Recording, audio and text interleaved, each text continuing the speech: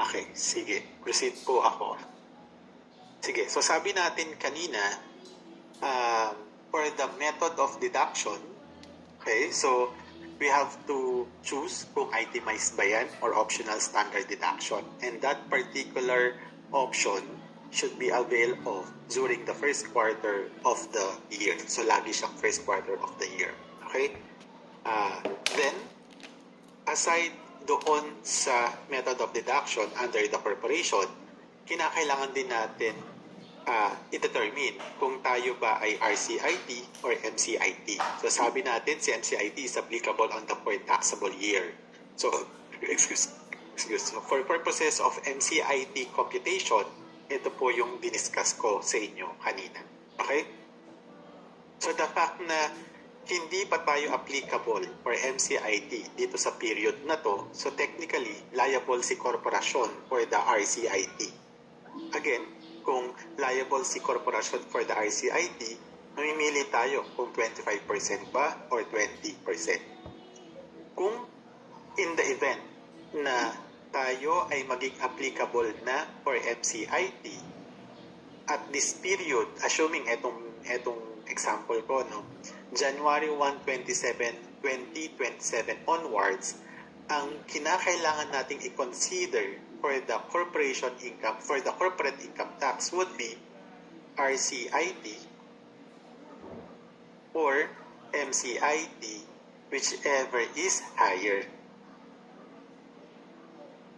Okay? So, ganun po yung gagawin. The reason kaya po kinakailangan nating i-determine kung tayo MCIT or RCIT. No? So, kung let's say for example, ang RCIT natin ay kunwari 200,000, MCIT natin ay 210,000, in that case, what we need to pay is the 200,000 under MCIT. Kasi ang rule, RCIT or MCIT, whichever is higher. Ganun siya. Ngayon, i-specify natin, detalyihin natin yung computation. Okay? Sir, meaning po ba apply po agad siya dapat pag nag-file ka ng first quarter 1702Q? Yes po.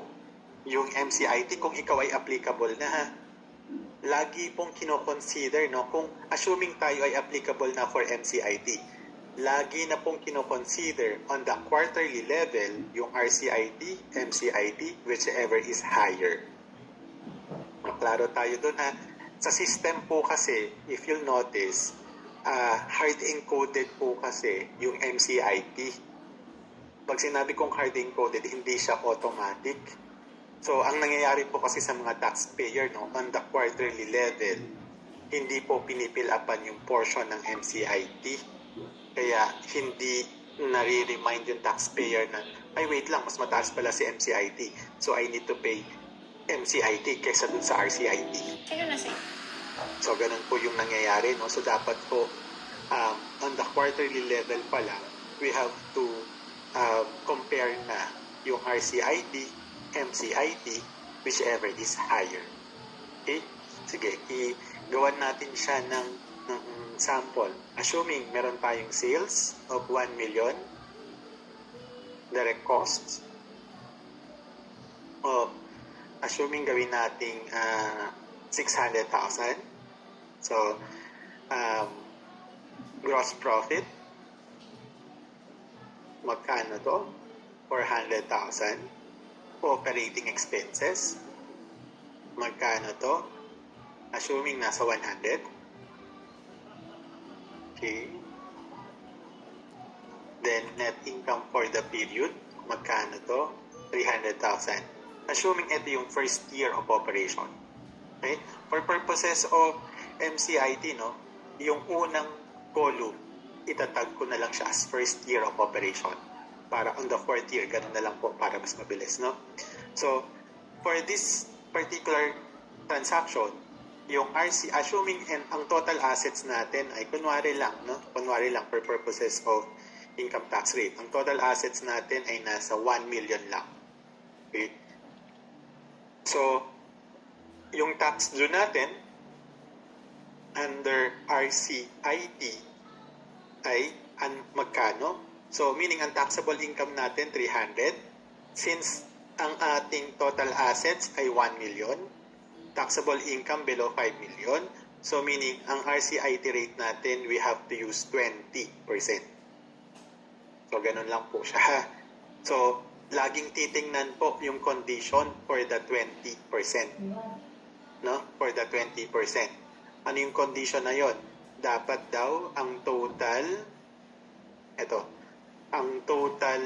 ang taxable income ay below 5 million, total assets below 100 million. So, yun po yung 20%. Since yung sample natin dito ay nagko-comply dun sa two conditions, we have to use 20%. So, 300,000 at 20%, magkano? 60,000. Okay? Then, MCIT, since first year of operation, not applicable. Okay? Then, ang ginawa natin for the income tax, naka-itemized deduction tayo. No? Itemized deduction. Kasi kung hindi siya itemized deduction, 40% of 400 yung magiging taxable income. But dito sa aking presentation, 20% of 300, so naka-itemized siya. Okay, so ganun yung facts natin. Ha? Next, second year. Again, 1.5, kunwari, tumaas ng bahagya. Then, 700,000. Gross profit natin, 800. Operating expenses, kunwari, 200,000. Okay. So, net income natin, 600,000.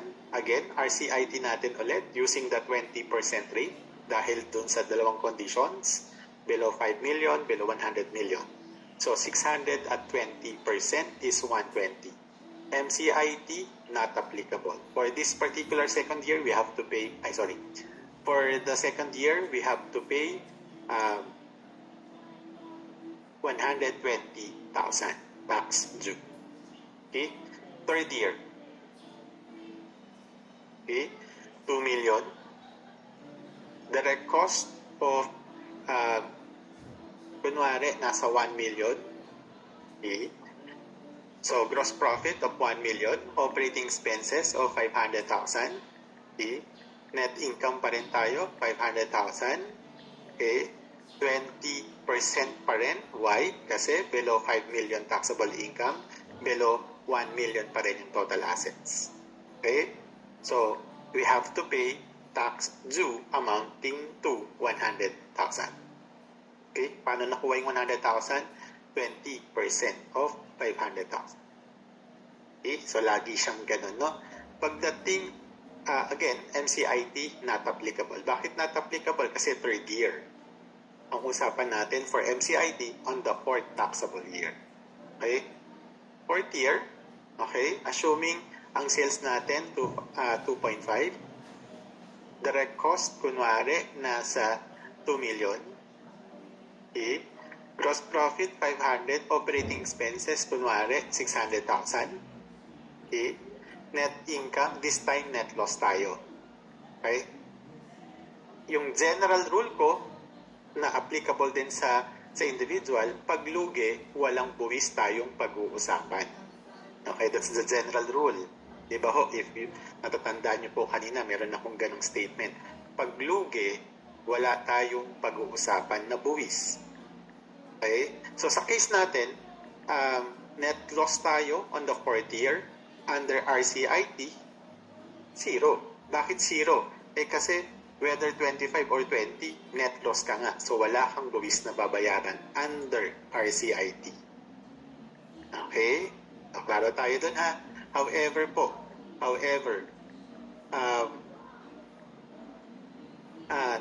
However, dito sa, since tayo ay fourth taxable year, aside doon sa RCIT effect, we have to compute na this fourth taxable year, yung 1% of 500,000.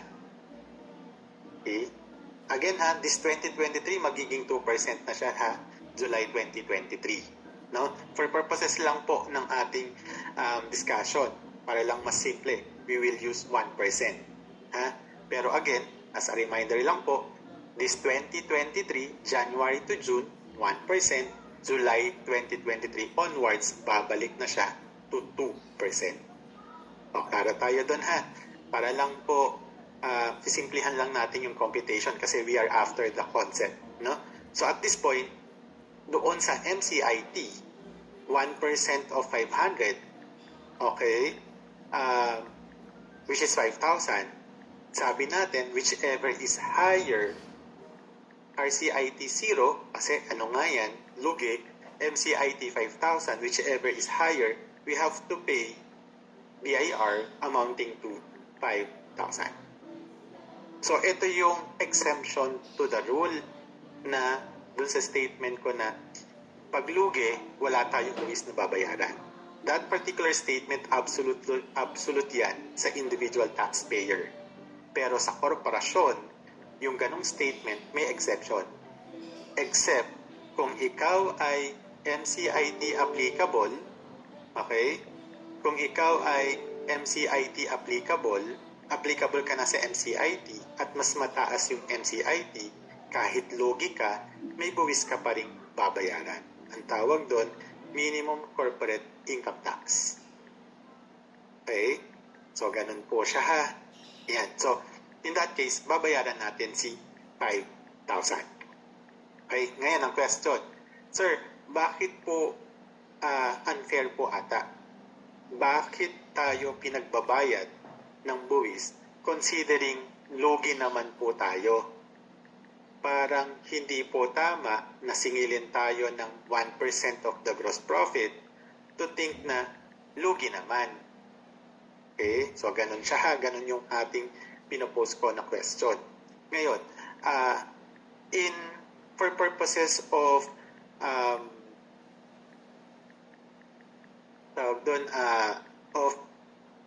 para mapakita to show yung fairness and equity sa batas, ng batas, sabi niya, o sige, oo, I agree, I understand, lugi ka, pero pinagbabayad kita ng 5,000. Etong 5,000 na to, sabi ng batas, itong 5,000 na to, pwede mo siyang mapakinabangan sa susunod na 3 taon. In the event na kumita ka sa susunod na 3 taon, etong 5,000 mo na binabayaran mo under MCIT, pwede mo siyang pangbawas sa tax due mo sa susunod na 3 taon kung saan na ikaw ay kumikita na. O anong ibig sabihin nun? O idiretso natin yung kwento.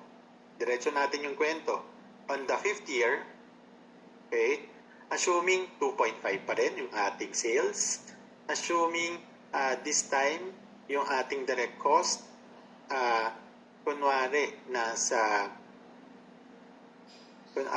okay, sige, siguro gawin ko itong 3,500,000. Yan. Then, ang direct cost ko, kunwari, for the sake lang ng computation, no?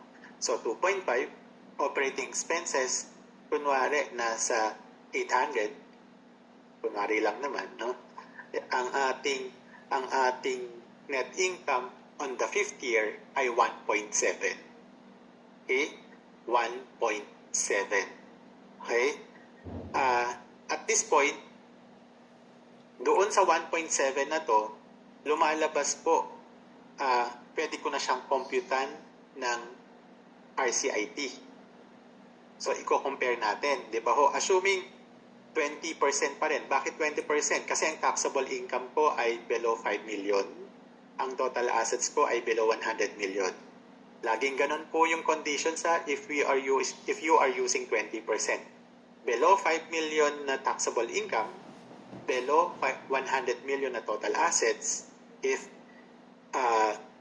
these two items are present doon sa scenario, you can avail of using the 20% RCIT rate, yung lower rate. Okay? So, sa case natin, pwede naman kasi nag-comply tayo doon. So, 20% at this point ha. So times 20%, so 340,000. Okay? Then, i-check natin kung mas mataas pa rin ba si RCIT kaysa kay MCIT. 25,000. 1% of the gross profit ay 2.5 of the 1% is 25,000. Whichever is higher, 340,000. Okay? So, at this point, ang mas mataas ay si RCIT. Okay? Nakukuha nyo ha? So, based doon sa 4th year ko na MCIT, ang explanation ko kanina, kung meron man akong binayaran ngayong 4th year na 5,000 under MCIT, dahil lugi ako, sabi ng batas, for purposes of fairness and equity, okay, sabi niya, etong 5,000 daw na to, pwede mo siyang ipangbawas sa tax due mo sa susunod na 3 taon in the event na ikaw ay kumita. On the 5th year kasi, kumita na tayo. Okay? So for that matter, yung babayaran ko dapat kay BIR ay 340 since meron akong MCIT payment for the last 3 years. Sa case natin, etong 4th year. Hindi 340 ang babayaran ko kay BIR. Ibabawas ko dyan yung 5,000 na binayad ko last year on the 4th year. So ang ibabayad ko lang kay BIR ay 335,000. So, yun po yung implication ng MCIT. So, kapag tayo nagbabayad ng tax due under MCIT, pwede natin siyang bawiin sa susunod na 3 taon kung tayo ay nasa RCIT position. So, itong 5,000 technically, pwede ko siyang gamitin pang bayad sa tax due ko on the 5th year, 6th year, and 7th year. Kasi nga ho, 3 taon lang. Provided tayo ay nasa RCIT position. Ganun siya ha. Ngayon, sir, paano po ko on the 5th year? MCIT position pa rin. O in that case, hindi mo pwedeng ipangbawas yung 5,000 mo doon sa MCIT payment. Why? Kasi hindi naman ganun ang condition. Ang condition, pwede mo daw pakinabangan yung MCIT payments mo kung ikaw ay nasa RCIT position sa loob ng susunod na 3 taon. Okay? O, klaro tayo doon ha. Yung konsepto palagi tayo. No? Sabi ni Sir, for next year, if lalagpas sa 3 million, magiging 25% na po ba?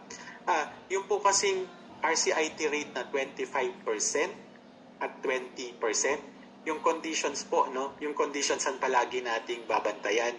20% ang pwede nating gamitin kung yung taxable income natin ay below 5 million, yung total assets natin ay below 100 million. So, hindi po dito connected or irrelevant po yung 3 million threshold.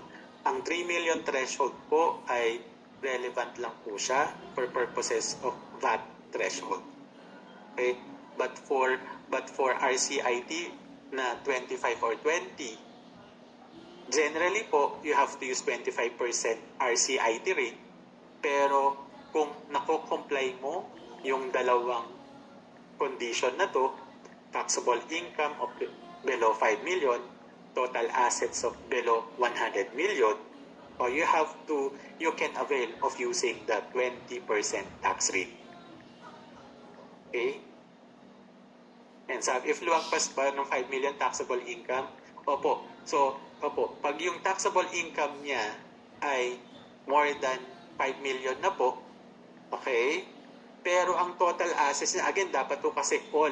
Lahat ito ha, all. Kung ang ating taxable income ay more than 5 million, pero ang total assets natin ay below 100 million, hindi ko pwedeng gamitin si 20%. Gagamit na po ako ng 25%. Why?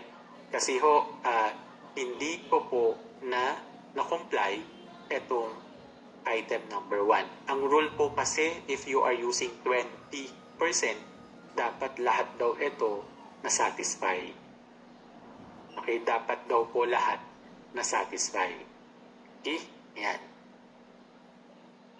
Ngayon, question kasi doon, no? Ang question dyan. Kasi pag sinabi nating dapat na-satisfy, ang nag-iisip dyan si taxpayer. Paano kung erroneously gamit siya ng gamit ng 20%?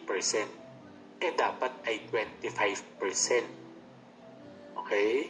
So, may exposure ka doon. May underpayment ka. No? So, again, pag underpayment ka ng tax due, o yung itinuro ko kahapon, on top of the payment ng principal tax due, manganganak yan ng surcharge, ng interest, and ng compromise penalty. Okay? So, ganun po siya dapat, ha? Ayan, klaro? Sige po, i-proceed po ulit ako. Again, uulitin ko yung konsepto dito, ha? Baka ho kasi, hindi ko kasi siya pinagsasama-sama yung mga konsepto, no? Kasi baka malito-lito kayo. So dito, in-emphasize ko for purposes of determining kung RCIT or MCIT position, okay? Pag RCIT position, pwede kong ibawas yung MCIT payments natin for the last 3 years. So sa case natin, binawas ko si 5,000. So ang babayaran ko na lang kay BIR ay 335,000. Okay? On the 6th year, assuming wala na akong babayaran na RCIT ako on the 6th year, wala na akong ibabawas. Why? Kasi na-utilize ko na yung MCIT payment ko ng 4th year sa 5th year. So on the 6th year, wala na akong ibabawas. Okay? Klaro tayo doon, ha? Sir, paano kung sobrang laki ng MCIT?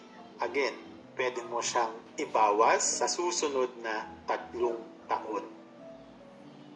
Okay? So hanggang, ibig sabihin nun, itong MCIT payments mo, 3 taon lang ang buhay niyan. On the 5th year, 6th year, and 7th year. Okay? Sir, paano kung on the 7th year, on the 3rd year, meron pa pong balanse? Ano nang mangyayari doon? Kasi sabi mo hanggang 3 taon lang. Automatic sa ending ng 3rd year, ma-expire na po siya. Hindi mo na siya pwedeng gamitin pangbayad ng taxes mo. Kasi 3 taon lang po ang pwede mo siyang i-carry forward. Okay? Maklaro tayo doon, ha?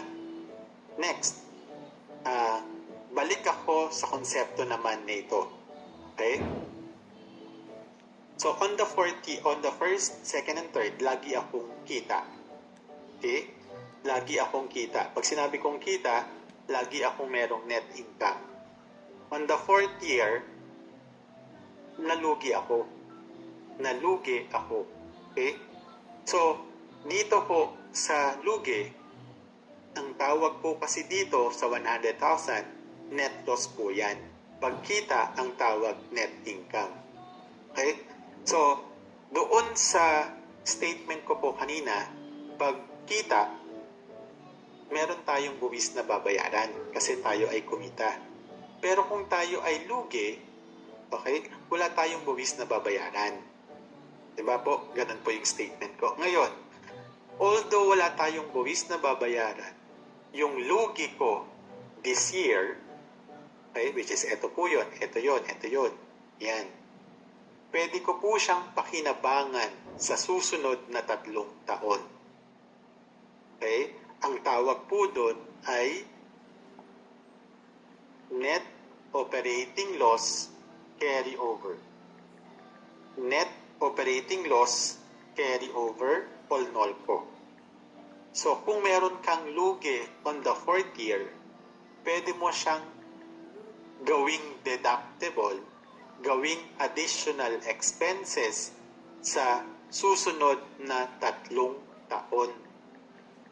So, ibig sabihin, yung 4th year mo, pwede mo siyang gamiting deduction or additional expenses on the 5th year, on the 6th year, on the 7th year. That's the general rule.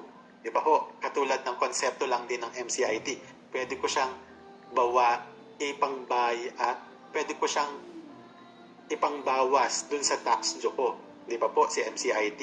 Si NOLCO ho, pwede mo siyang gawing additional expenses sa susunod na 3 taon. Why? Kasi itong 100,000 mo na lugi ng fourth year, pwede mo siyang ibawas pa sa 1.7. So, kung na-compute mo na yung net income mo on the fifth year, hindi ka agad ikaw pala dapat magpo-compute ng tax due. Okay? Kasi meron ka pang null po. Okay?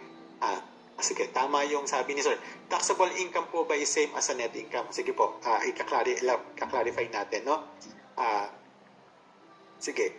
Ito pong nakikita nyo dito, ayan, sales less direct costs equals gross profit, less operating expenses equals net income.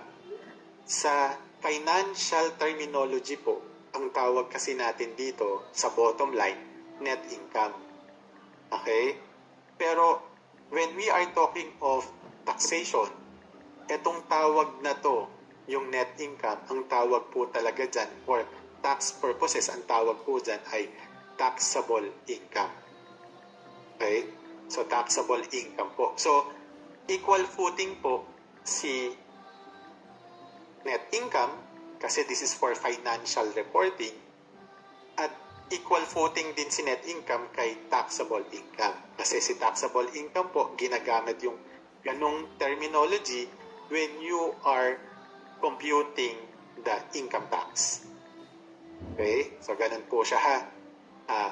Pag sinabi kasi, magkano yung taxable income mo? 1.7. Magkano yung net income mo? 1.7. Yan. Sir, bakit ganun?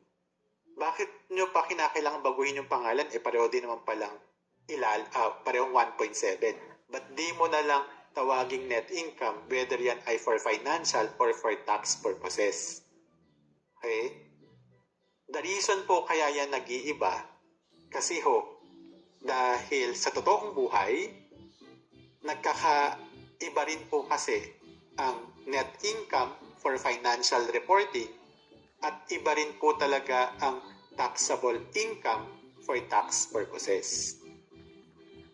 Anong ibig sabihin nun? Okay? Gusto ko po kasing maintindihan nyo kasi minsan may mga kausap kayong accounting or yung mga consultants nyo na ganyan yung mga terminology. So, dapat kayo din makakasunod, no? So, halimbawa po, kunwari lang, no? Bago kayo pagpatuloy yung kwento dito, no? So, halimbawa po, sa financial natin, para lang malinaw. Okay, sa financial natin, meron na kung benta na 1 million. Yung puhunan ko sa 1 million, 600. Kaya meron akong tubo ng 400,000. So when we say two gastos ay 100,000. Okay, so technically yung ating operation kumita ng 300,000. Okay, so ganun po, no? So kung ako ay magdi-discuss ng financial sa company na to, kunwari lang, tayo Hello ay po, good kumita afternoon. ng Yes, ma'am. 300,000 Ma'am, ako po si Andrian sa M. period Kim. na ito. May mga concern po Bakit tayo kami kumita sa ng 300,000? Naba WhatsApp May group. benta ako ng 1 Wala million. pong kasi... Ang puhunan ko sa 1 million ay 600. Di po ba nagtatrabaho kayo sa Tumubo ngayon ako Placewell? ng 400. Nakasali po kasi sa Other chat than sa group. puhunan ko sa May mga materials, concern may po gastos kasi pa kami ako and then si salaries Mr. and Kim wages, is sa wanted tako, to settle sa on transportation, submitting. sa pagkain, Wala po kasing sa utilities. nagre-response. Ang total nun, 100. So, may puhunan ako ng 400, awas na yung iba pang gastos. So, ang natitira na lang po, nakita natin ay 300,000. So, yun po ang explanation pagdating Makikicheck sa po kasi si Mr. Kim, gusto po niya financial makipag-submitting upon processing. Then So, plan yun po po yung namin by sinasabi, Monday, no, pumunta ng po dyan sa financial accounting. agency, However po, dalhin po yung mga documents ng mga for pagdating sa transfer na tax worker. accounting, Kailangan din po kasi computation of namin ng income tax, acceptance letter minsan na po, ibibigay kay nag-iiba. Medicines. Bakit po nag-iiba? Aha. Kasi sabi natin, kung may benta ka na 1 million, for tax purposes, 1 Yeah, million sige po, din ay kindly send po i-consider kasi niya. importante po ang Dapat time na ni Mr. subject sa Kim eh. buwis. Okay? So, ganun Thank siya you ha. po. For direct cost, ito, may support. Di ba po, sabi ko kanina, kung etong mga to, for tax purposes, yan, you have to follow you have to comply yung requirements for deductibility. Di ba po, meron akong present may conditions yan? Ano po ba yung hinahanap ng requirements for deductibility? Ito yan, no? Yan. Dapat daw, ordinary and necessary. Dapat daw, supported. Dapat daw, may withholding.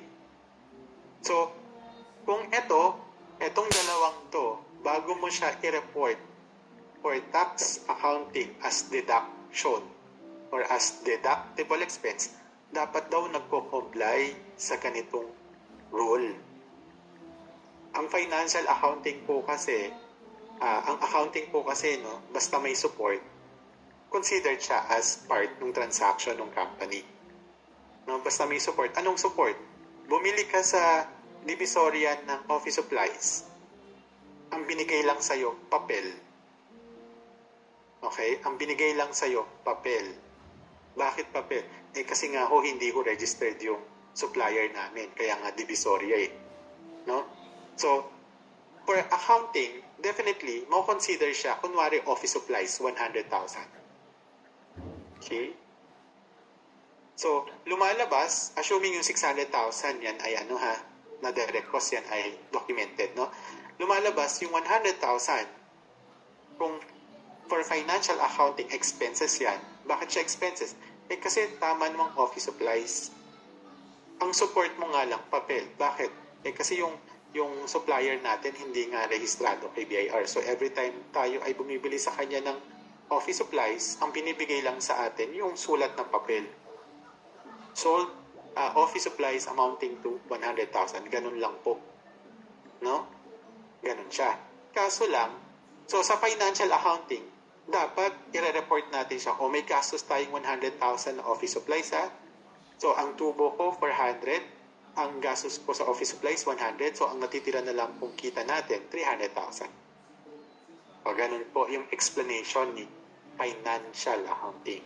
However, for tax accounting, sabi ni tax accounting, Frank, meron kang 100,000 na supplies. Since you are using requirements for deductibility at ito ay ang support lang ay papel, hindi siya sales invoice, hindi OR, walang contract, walang withholding. Okay? Ito yung hindi mo na-comply. Pero ito, na-comply mo kasi ordinary and necessary expenses yung office supplies. So sabi ni tax accounting, ay wag mo siyang i-consider as expenses. Why? Kasi hindi ka nagko-comply sa requirements for deductibility. So lumalabas, ang expenses mo dito, 0. Lumalabas, ang net income mo for tax purposes, 400,000. So dun po papasok yung pagkakaiba pag net income, financial accounting, but for tax purposes, ang tawag namin dito ay taxable income.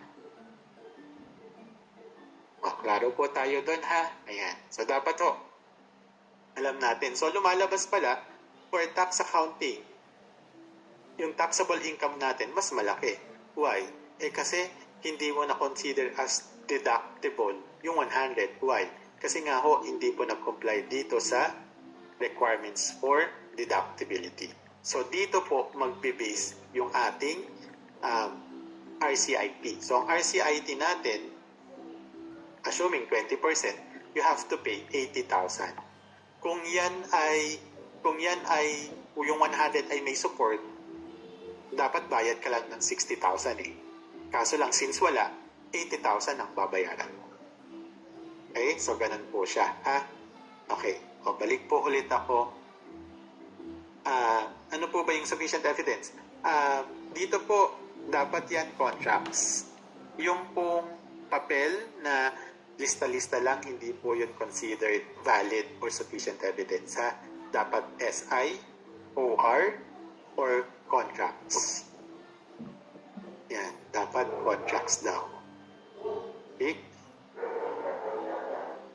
Sige, proceed po ako dito. Ayan. So, sabi natin, kaya dito, assuming kung etong mga to, yung mga expenses na to ay for tax purposes, assuming yung company na to ay nagko-comply dun sa requirements for deductibility, So yung ating taxable income ay pareho lang din sa net income.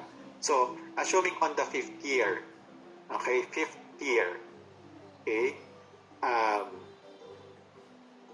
meron kang net income of 1.7. So, kita ka dyan, kita ka.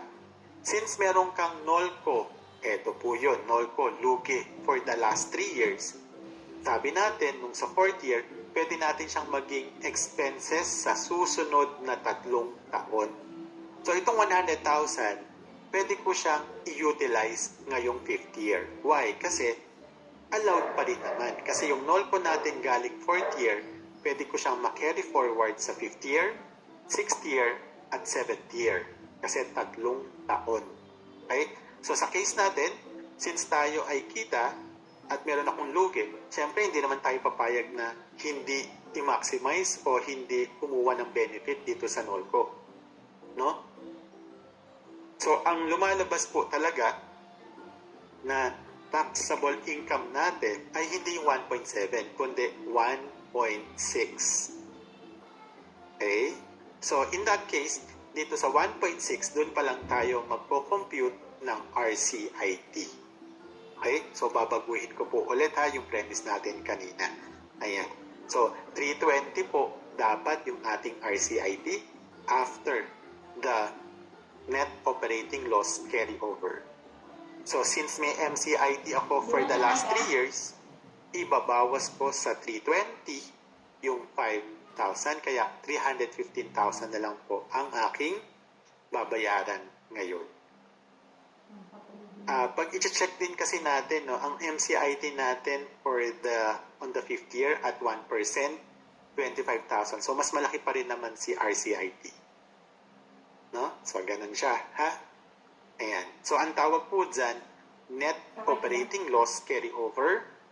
Yung ganong konsepto, applicable din po ito sa sole proprietorship. Okay?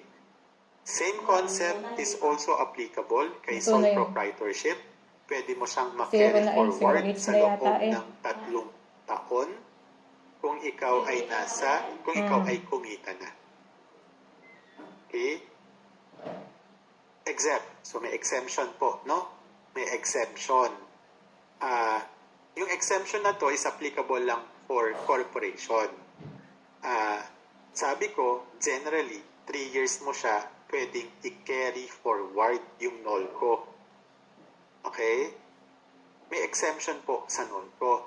Pwede mo siyang i-carry forward ng 5 taon provided yung NOLCO na to, yung lugi na to, ay na-incur mo siya or na-realize mo siya for the years 2020 and 2021 pursuant to the Bayanihan Act.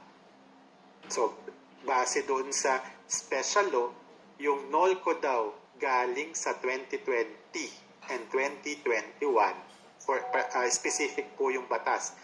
Kung may lugi ka galing sa 2020 and 2021, inaalaw po ng special law na yon na ma-carry forward sa susunod ng 5 taon. Pero yung NOLCO na galing sa ibang taon other than 2020 and 2021, 3 years pa rin po ang pwede mo siyang ma-carry forward. Okay? Klaro tayo doon, ha? Ayan. Sige, proceed po ulit ako. Again, pag may question, sabihin lang po ulit. Okay? Next.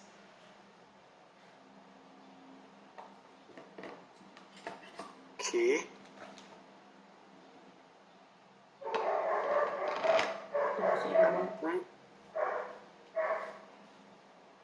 Okay. So, punta po ako sa what if scenario. Okay? So, dito, sa nabanggit ko po kanina, di ba ho, meron tayong mga filing. Okay? Yung monthly filing natin. Okay? So, sabi ko, ang compromise penalty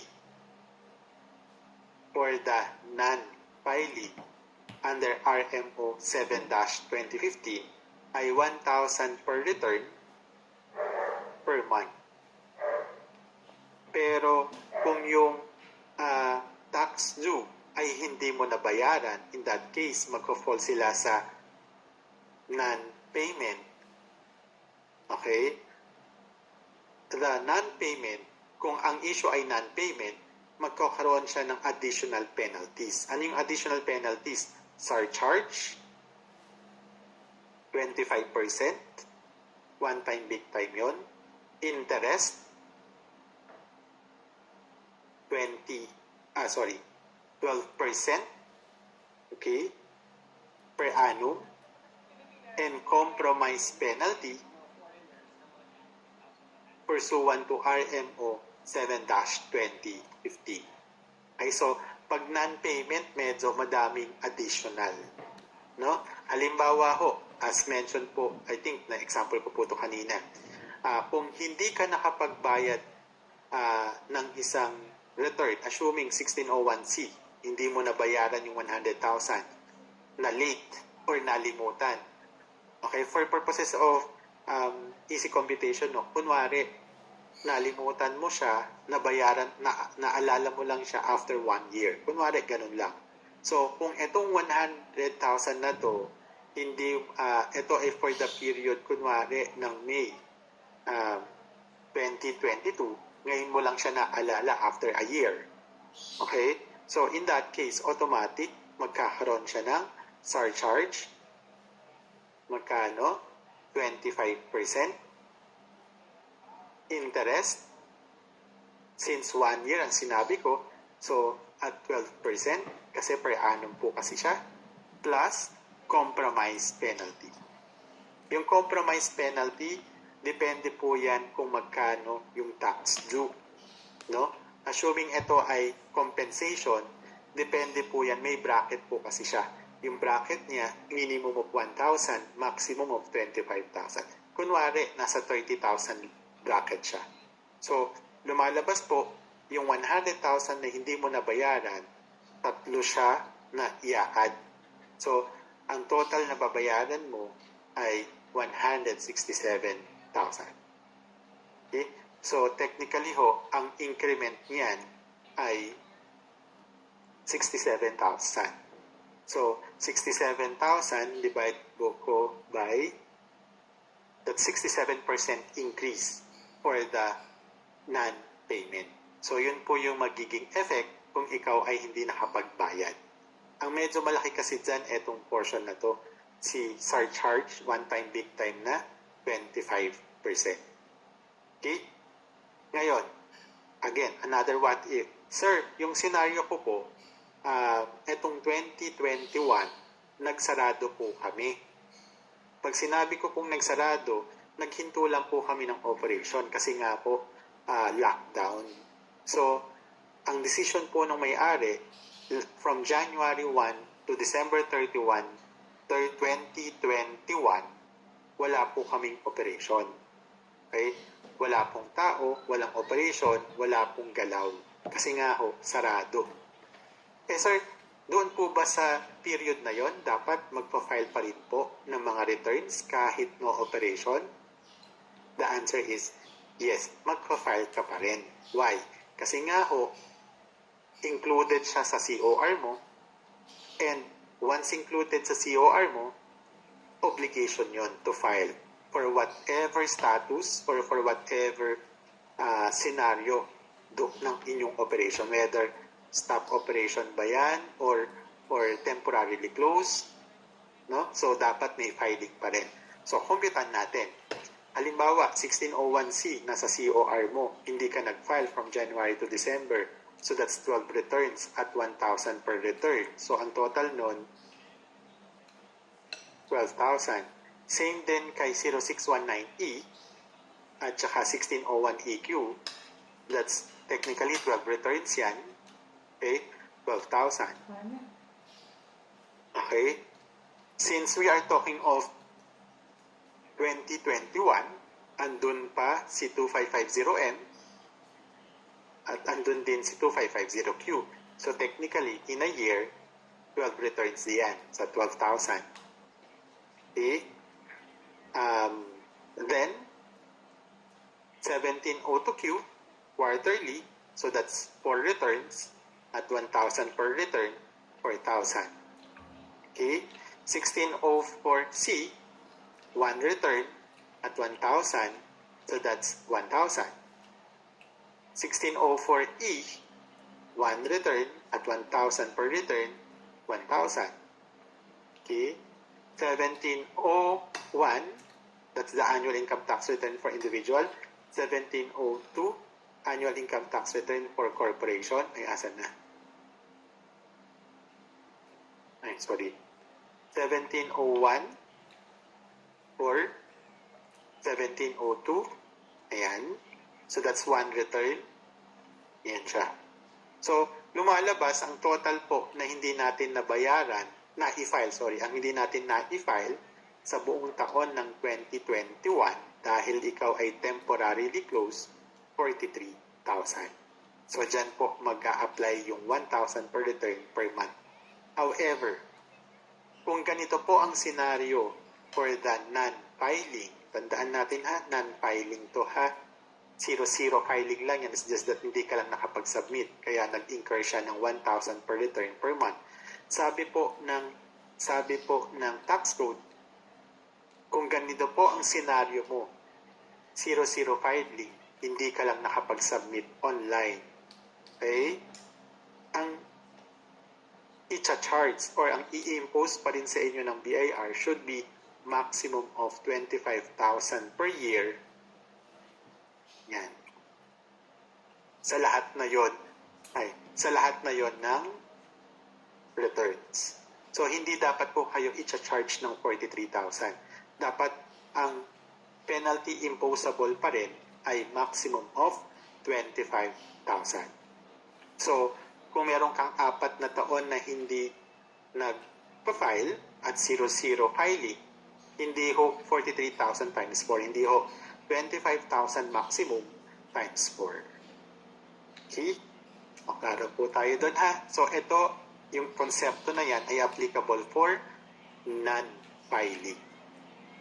Okay? Next. Sir, paano naman po yung hindi nyo po naisama dyan yung annual registration fee? Annual registration fee, hindi nyo po naisama. Kasi, si annual registration fee na 500 pesos, hindi siya mako-consider na non-filing. Hindi siya consider na non-filing. Why? Kasi ito, consider siya as non-payment. Okay? Non-payment po siya. Okay? Ayan siya. So, kung non-payment yan, o ede, kinakailangan mong magbayad ng surcharge. Ito kasi medyo maliit lang kasi ang tax base mo ay 500 pesos. Interest, again, per annum po ito. For purposes of this discussion, we'll be using straight of 12%. Anyway, maliit lang. Pero sa totoong buhay, nakaproportionate siya ha. Plus, compromise penalty. Magkano yung compromise penalty under RMO 7-2015? Minimum of 1,000. So, ito yung, at this point, ito naman yung masakit dyan. Bakit? Kasi, si compromise penalty 7-2015, RMO 7-2015, sinet niya minimum of 1,000. Kaso lang, kaya siya masakit kasi ang hindi mo lang nabayaran 5,000. Pero ang imposable compromise penalty mo 1,000. So doble. No? So medyo masakit yung portion na to. Okay? Yan siya. Dito, hindi na mag-a-apply sa surcharge interest ha, dito. Kasi why? Kasi zero tax due ka naman eh. Nalimutan mo lang i-file. Okay? Next, what if? Okay? Paano kung yung deadlines nag-fall ng holiday, Saturday, Sunday? In that case, yung new prescribed deadline will be the next banking day. Yung susunod na deadline would be the next banking day. Okay? Yung susunod na deadline would be the next banking day. Halimbawa po, ngayon, kunwari, yung yung tawag doon, yung example ko po kanina, di ba ho ang annual income tax return ng individual or ng korporasyon under calendar year ay April 15. Since yung April 15 nag-fall ng Saturday, kaya po ang tamang deadline in filing the annual income tax return ay April 17. O ganun po siya ha. Yan. Okay, sir, ito po bang ganyang period ay ina-announce? Hindi na po yan ina-announce kasi consistent naman po yung rules na yan yung prescribed deadline, pero kung nag-fall siya ng holiday, Saturday or Sunday, yan na po ang bagong deadline. At alam naman na po yun ng mga BIR nationwide. Okay? Katulad din po nung pag-submit ng audited financial statements. Di ba po, kanina nabanggit ko, within 15 days after filing the annual income tax return. Diba? Yung po yung nabanggit ko kanina, which is April 15. So technically ho, yung pag-submit ng audited financial statements, it should be April 30. Since yung April 30 nag-fall ng Sunday, dapat Monday. Kaso lang yung Monday naman, May 1. That's holiday din. So ang pinaka-deadline na nito ay May 2. O, ganun po siya ha. So, laging susunod na next banking day. Okay? Next, ano pa yung what if? Kung ikaw ay EBIR 4 at ikaw ay nagbabayad ng manual payment, okay?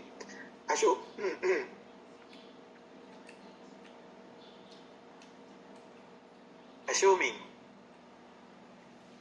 May 10 ngayon. Kunwari, May 10. May 10 ngayon.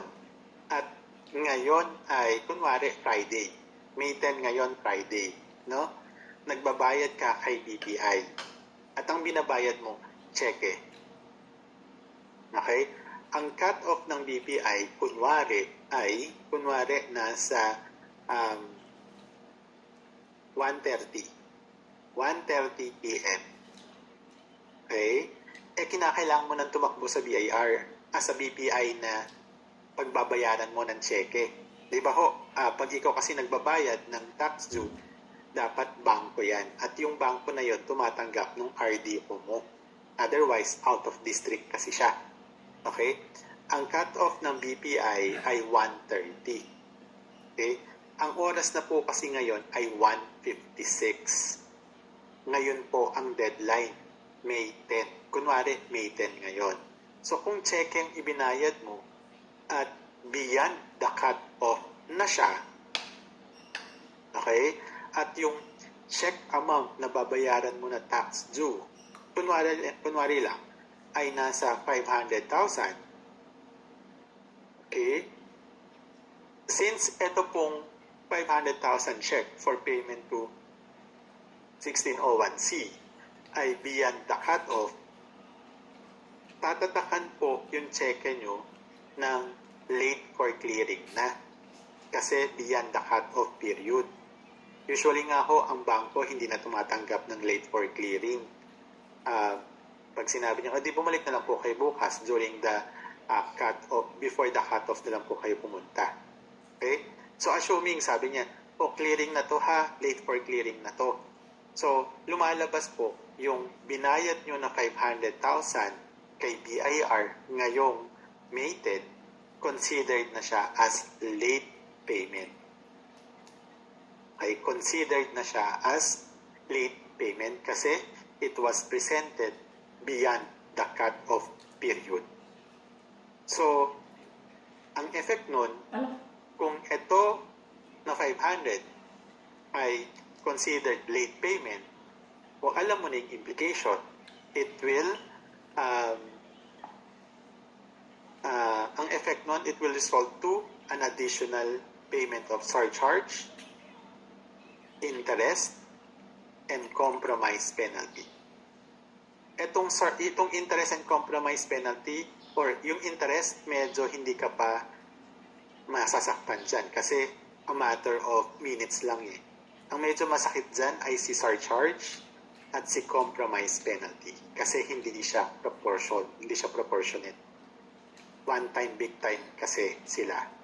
Okay? So, kung kayo ay magbabayad ng cheque, dapat before the cut-off para hindi po kayo ma-consider as late kahit yan ay within that period pa rin na bayaran.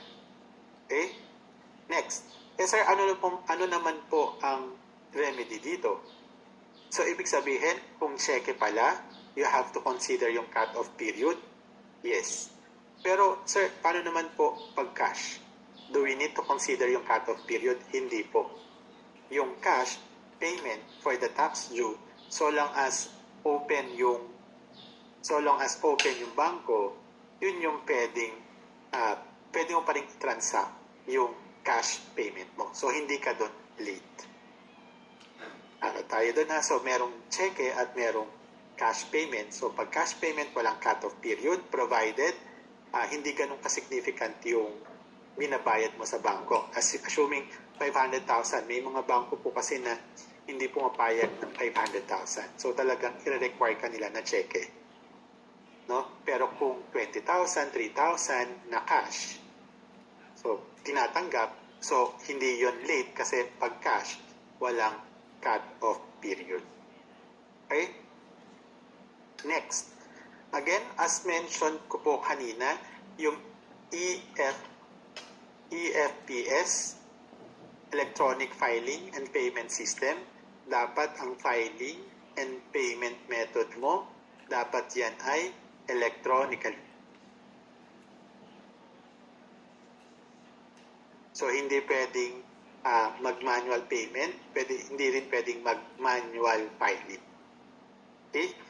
Next, for the computation naman po ng VAT, okay, isasama ko na po si VAT, ang oras ko po kasi is 2:01. Okay? For the VAT naman po, okay, dalawa po yung rates na binabantayan natin sa VAT. Okay?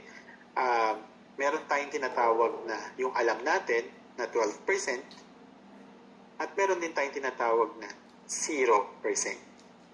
Okay? Yung 0%, vatable po siya.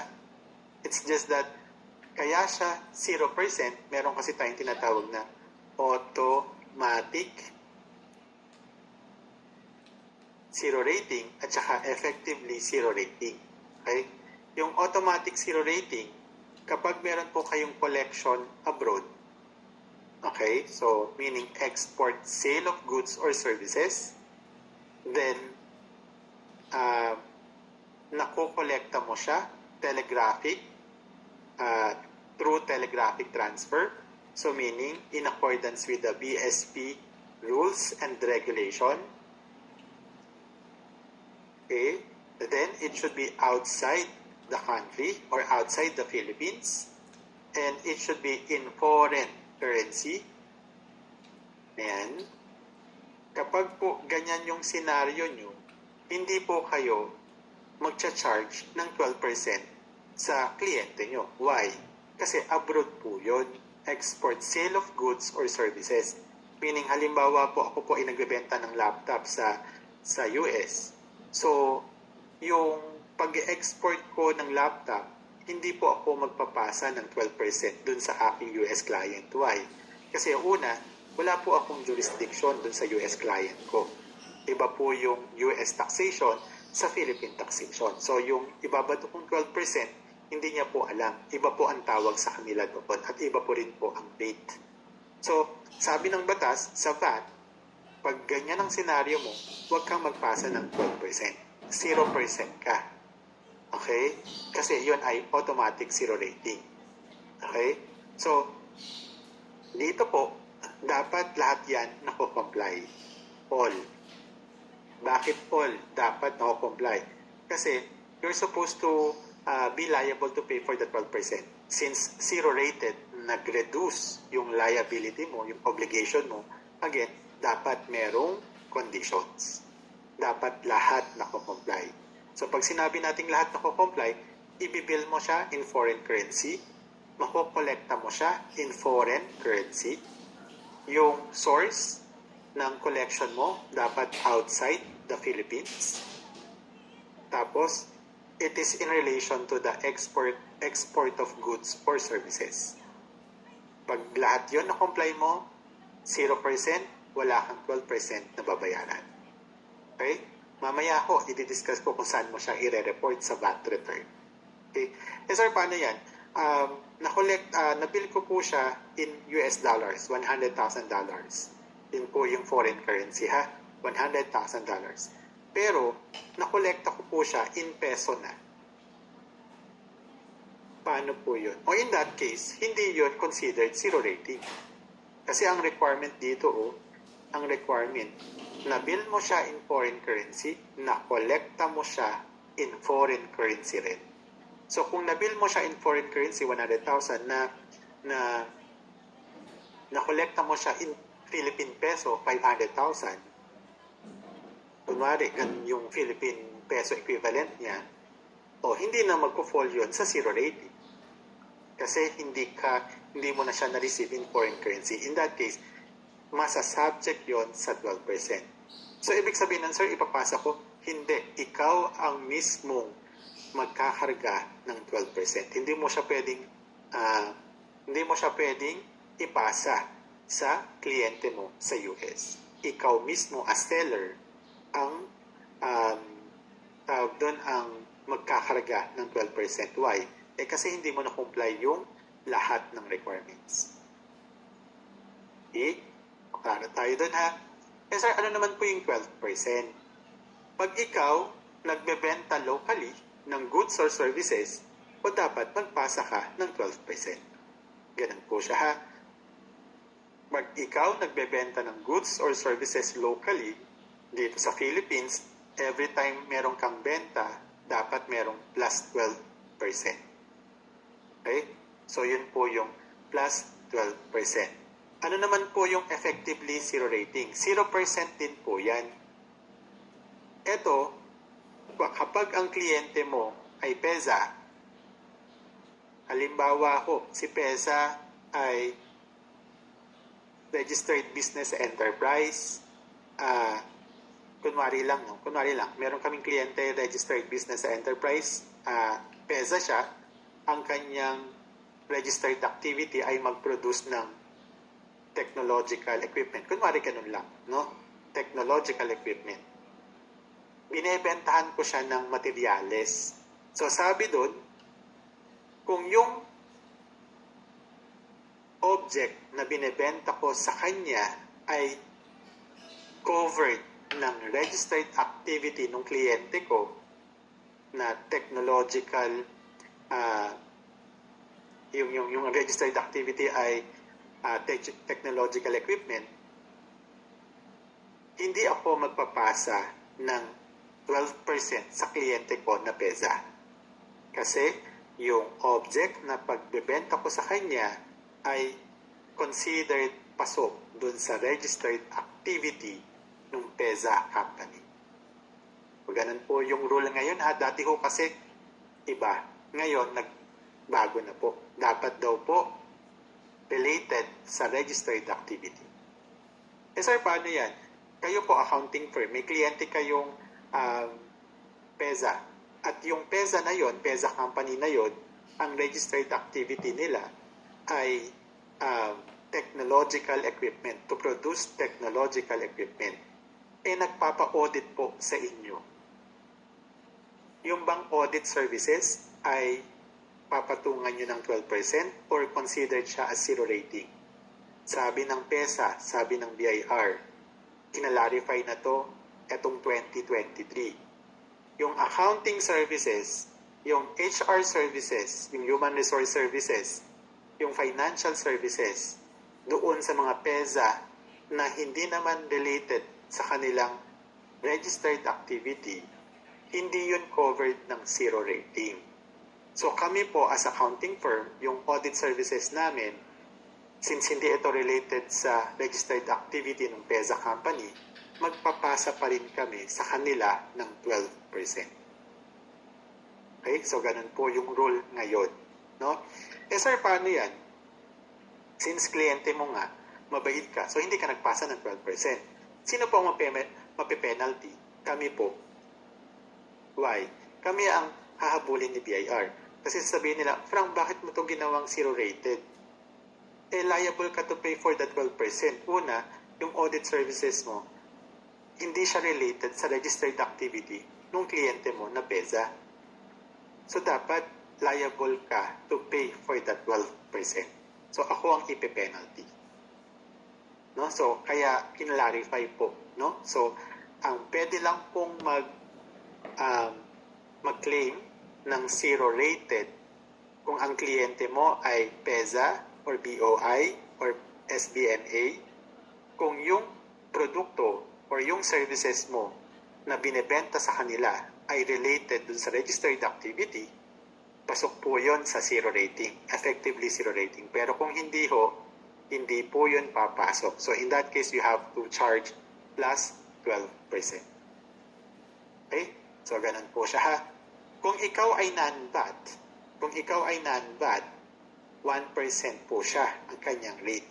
No? 1% ang rate. Okay? Yung VAT system kasi natin at yung percentage tax, iba po yung sistema nilang dalawa. Pag non-VAT ka, lahat ng sales mo or receipts mo for the quarter will be subjected to 1%. Outright po iyon. Halimbawa, 300,000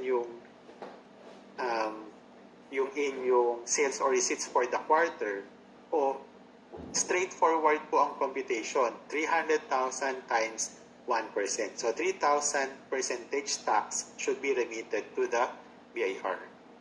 Wala nang bawas doon kasi straightforward po pag percentage tax. 1% of sales or receipts for the quarter. Kasi quarterly po ang percentage tax. However po, sa VAT, hindi po ganun.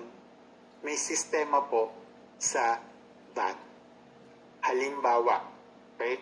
Halimbawa po, ako po nagbebenta ng laptop. Okay? Ako po ay seller of goods, ibig sabihin po nun. No? So, ang binentahan ko si Miss Andrea ng 100,000. Or 100 pesos na lang, sorry.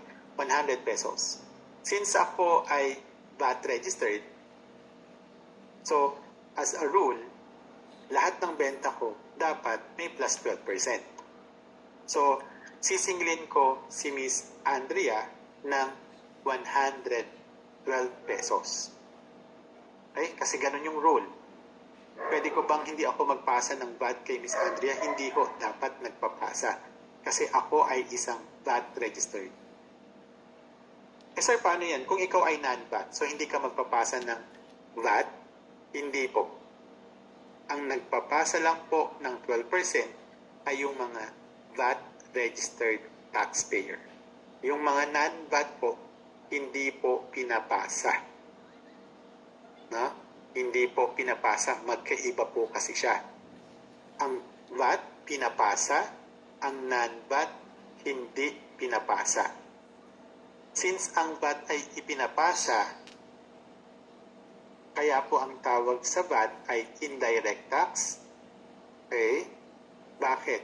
Kasi ho, etong 12 pesos na to na sinisingil ko kay Miss Andrea, obligation kasi ito ni Miss Andrea na niririmit sa akin ni Miss Andrea na ang obligation ko naman ibigay ito kay BIR. Kaya ang tawag sa kanya ay indirect tax. Ako ang nagbibigay kay BIR, pero for the account of kay Miss Andrea. Ay hindi naman sa akin yung 12 pesos na to kay Miss Andrea. Pinapabigay lang ni Miss Andrea sa akin para ibigay ko naman kay BIR. So ganun po yung konsepto ng indirect tax. Okay? So, So, si Miss Andrea, sabi niya, "O Frank, sige, babayaran kita. Ito yung 100 pesos. Yung 100 pesos, pwede mo siyang gamitin sa negosyo mo, pang-ikot sa puhunan." Ganun po ang sabi niya sa akin. At yung 12 pesos na sinisingil mo sa akin, o ayan na, ito ay pang-VAT, galing ito sa akin. Yung 12 pesos na to, galing yan sa akin, huwag mong gamitin sa operation. Ibibigay ko to sa'yo, yung 12, pero ang purpose mo dyan, para i-remit naman kay BIR. Hindi mo para gamitin. O ganun po yung ibig sabihin nun. Kaya papasa-pasa kasi siya. So, si Miss Andrea, nagbigay sa akin, ang total na outlay ni Miss Andrea ay 112 pesos. 100 sa puhunan. Ay, ito yun. 12 pesos na inuutos sa akin ni Miss Andrea na i-remit kay BIR. Okay? So, ang outlay ni Miss Andrea, 112 pesos. Okay? Kasunod ha. Susunod kong kwento. Since si Miss Andrea ay seller din pala siya. Seller din. At si Miss Andrea, siya din ay VAT. Kaya pala siya sa akin bumibili ng laptop kasi binebenta rin niya sa mga estudyante niya. So, since ang puhunan ng laptop na binili niya sa akin is 100, ibebenta niya ngayon ng 200. Siyempre, para tumubo. Okay? So, since si Miss Andrea ay VAT registered, as a rule, dapat meron siyang idadagdag na 12%. Okay? Dapat meron siyang idadagdag na 12%. Okay? So, lang na dami nagpapapap eh. So, si Miss Andrea, 224 yung sisingilin naman niya sa end user. Pag sinabi nating end user, ito yung mga estudyante niya. Kunwari lang naman. Okay? So, si estudyante, magbabayad ng 200 pesos na cash. Tapos sabi niya kay Miss Andrea, sabi ng mga estudyante kay Miss Andrea, "O ma'am, yung 24 pesos, eto na po. Pero yung 24 pesos na po na yan, ma'am, huwag niyo po siyang gagastusin. Kasi, same din po na kay Sir Frank, ibibigay mo yan kay BIR. Ang pwede niyo lang pong gastusin sa negosyo mo ay yung 200 pesos. Kaya ang ibibigay ko po sa inyo, 224. Okay? Kasunod yung sistema, no? So si Miss Andrea, naka-receive ng 24 pesos kay end user, at yung 24 na to, dapat maibigay niya kay BIR. Okay? Since si Miss Andrea ay liable to remit 24 pesos, okay? Ang tawag kasi natin sa 24, ito yung tinatawag na output VAT. Since si Miss Andrea nakapag-remit na partially through sa akin ng 12, okay? Ito po yun. Okay? Ito yun. So, kay BIR na kasi yung 12 pesos for the account kay Miss Andrea. Since magbabayad pa dapat siya ng 24, since nakapagbayad na siya partially, ang ibabayad na lang ni Miss Andrea ay yung additional na 12 pesos. Hindi na po yung 24. Why? Kasi partially, nakapagbayad na siya ng 12 pesos. Ito po yun. Ang tawag po dito, yan, sa dalawang yan, ang tawag po dyan ay input VAT. Ang tawag po sa 12, ang tawag dito ay VAT payable. Okay? So, ganun po yung konsepto sa VAT system, no? So, every time nagbebenta si Miss Andrea, laging merong plus 12%. Every time merong every time na bibili si Miss Andrea, yung 12 pesos na binabayaran niya sa supplier niya, pwede niyang ipangbawas dun sa 24. Okay? So, ganun po yung konsepto ng ating VAT system. Okay? So, pag i-analyze natin, Si BIR, naka-receive siya ng pera galing sa akin, 12 pesos. Di ba ho? Ito po yun. Naka-receive din si BIR kay Miss Andrea ng magkano? 12 pesos. Ito po yun. Yan. So, ang total na na-receive ni BIR sa amin dalawa ni Miss Andrea ay 24. Ano tong 24? Actually, ito po yung 24 na naging outlay naman ni end user. Okay? So, lumalabas po yung 24, yung 12 at 12 na binayad namin ni Miss Andrea, binabawi din po yun sa end user. So, natitigil siya sa end user. Sa amin dalawa kasi wala kaming implication. Kasi why? Dumadaan lang sa amin. Okay? So, yun po. Yung kwento sa VAT system natin. Okay? Ayan. Next. Okay? So, dito po, for the EWT, okay? Sabi natin,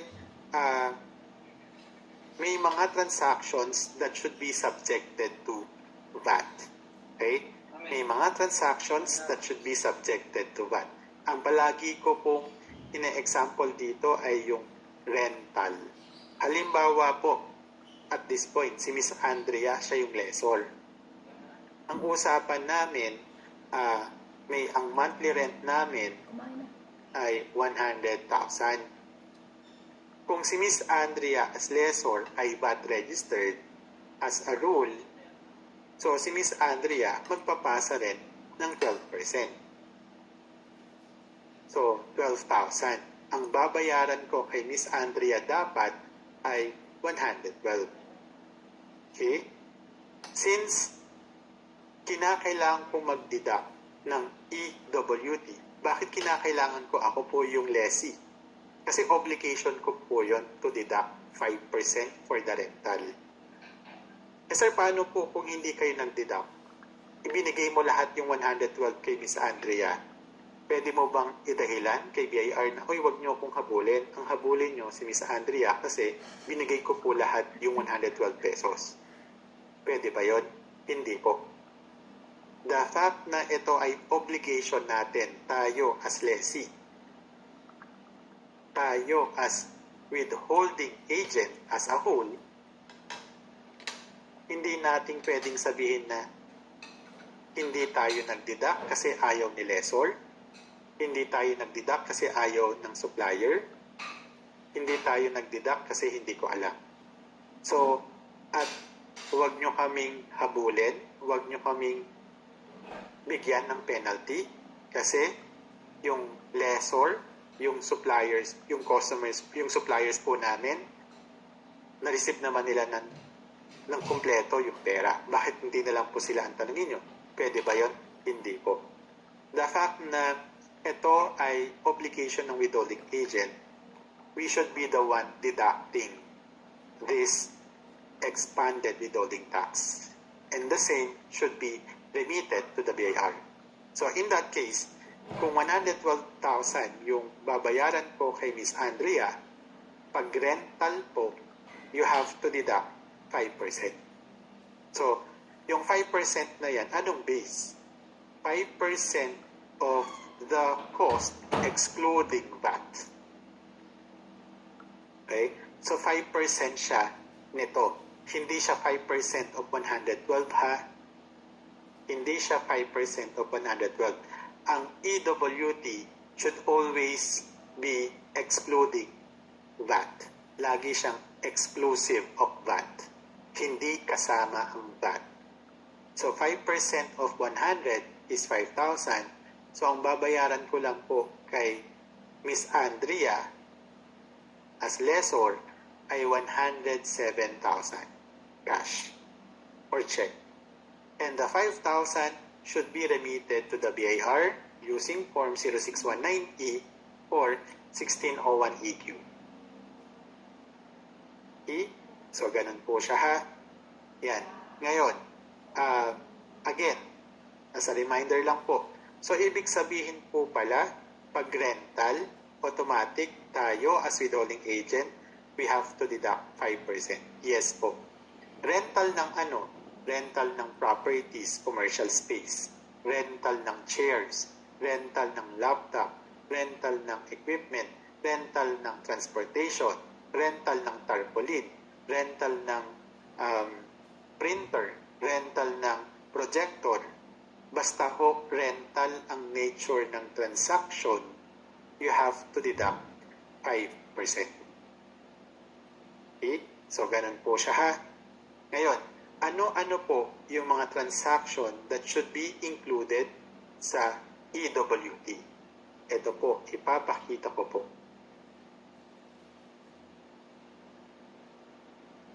Okay. Yan, ito pong listahan na to ay nasa materials nyo. No? Ayan. Nakikita nyo po ba yung PowerPoint? This time po, PowerPoint yung aking pinapakita. Nakikita po ba ang PowerPoint?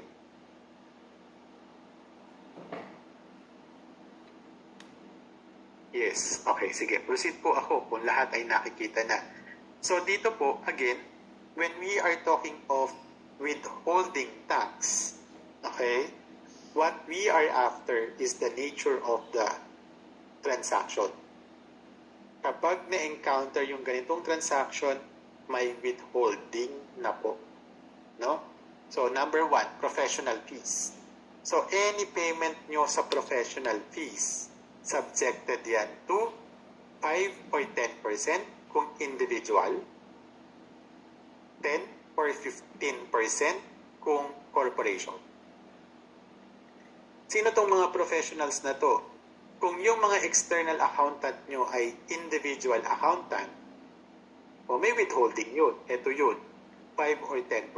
Ito siya 5 or 10%. Pero kung yung external accountant nyo ay GPP, katulad po namin, walang withholding. Why? Kasi as mentioned po kanina, kami pong mga GPP, General Professional Partnership,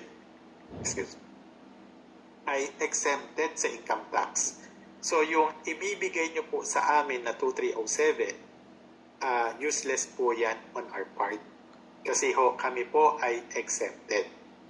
Okay? Pero kung ang binabayaran nyo na CPAs, lawyers, ay individual, may withholding tax po yan. 5 or 10% for the individual. Okay? Sir, ano po ba yung bakit dalawa? 5 or 10? 5% ang i-deduct mo sa kanya kung yung gross income ng taong yon ay hindi nag-exceed ng 3 million.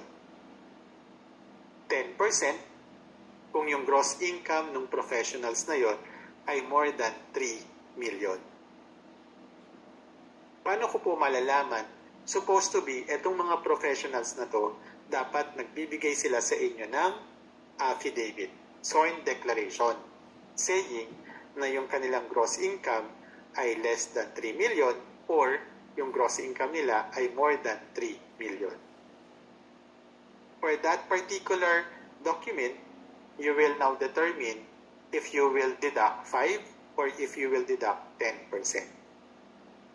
Sir, paano kung walang affidavit? Kasi tinanong ko po yung professionals namin, hindi rin po niya to alam. So, wala po siyang binibigay sa akin na affidavit. For purposes of withholding, ang general rule natin, at kung when we are talking of tax rates or EWT rates, okay, in case of doubt, you have to use the higher rate. So, ganun po yung mantra natin, no? Ganun yung objective natin. Bakit? Bakit ganun? As I mentioned a while ago, ang hinahabol po kasi ay si withholding agent. Hindi naman po hahabulin yung professionals na yan.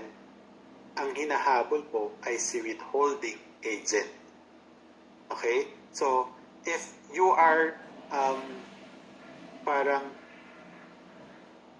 lost kung what particular rate ang gagamitin mo, kung 5 or 10, ang pinaka rule of thumb natin, in case of doubt, withhold the higher rate or use the higher rate. So in that case, we will be using 10%. Okay? So ganun po siya ha. For the corporation po naman, 10 or 15%. So may two rates din. 10% kung sabi dun sa affidavit ay below 720, 15% if more than 720 in a year. Maganon siya ha. Ayan. Ngayon, ito din kasi yung hindi napapractice ng iba, no? Kapag ikaw, tayo as withholding, gumamit ka ng 5% for the professionals na nagdididak. Kasi nga, sir, itong professionals namin merong sworn declaration. At nakalagay dun sa sworn declaration, below 3 million siya. Okay? So, required akong mag-deduct ng 5%. That's correct. Kasi nag-comply. Okay, so you have to deduct 5%. On top of deducting the 5%, on or before January 31, tayo as withholding agent, you have to submit yung list of income payers, okay, na nag-deduct ka ng 5% kay BIR. So, meron pang additional reporting requirements if you are using 5%. Kaya nga po kami ang palagi kong sinasuggest dyan, mag-ano ka na lang, mag 10% ka na lang. Anyway, creditable naman yan on the part of the professionals. Okay? So, hindi naman malulugi yan. Okay? Sige po. Ang oras ko po ay 2:30. So, balik po tayo ng 2:45 para i-explain or i-continue yung ating EWT. Again, yung mga grupo, yung mga withholding agent na binabanggit ko, lahat tayo dito applicable. Whether ordinary or top withholding agent. Lahat tayo dito applicable. Mamaya natin ihihiwalay yung para lang sa top withholding agent. Okay? Sige po, balik po tayo ng 2:45.